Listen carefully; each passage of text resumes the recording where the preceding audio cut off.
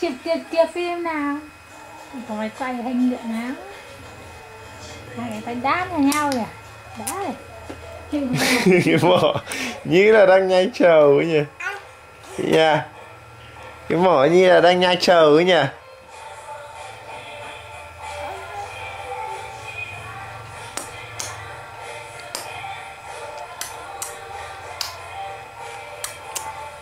Nào con chịp với bố xem nào.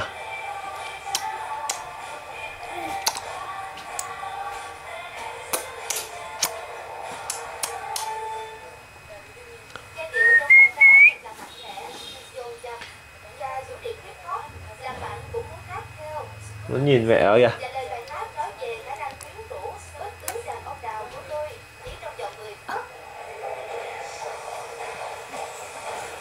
Tỏ. Ngạc nhiên đấy, lúc mà nhìn máy quay không? Kêu. Không tự nhiên trước ống kính hả con? Phải biết cách tạo dáng trước ống kính vậy. Kêu. Đấy, chọc chẹp. Úi giời. Mới làm một trò này nó sướng. Kêu. À. Bà. Kêu.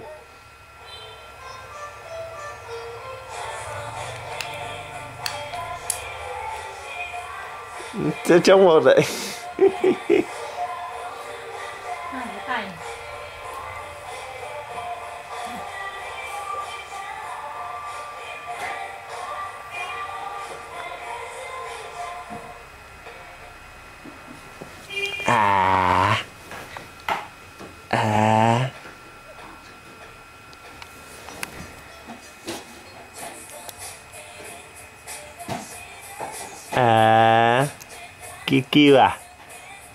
Kêu à. À, suýt lẫy à. Kêu.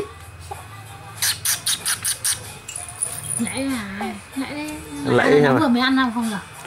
À. Kia, cố lên. À, cố lên.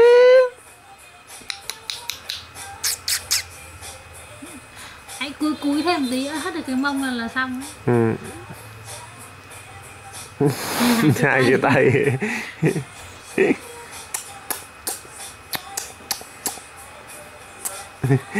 Cái này nó lại còn nó to tìm ra mặt người ở cái hình cái con, cái đầu con kia kìa, con lắc này, đây này.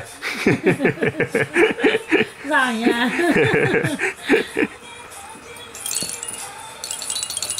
Cái mặt cái gì ấy.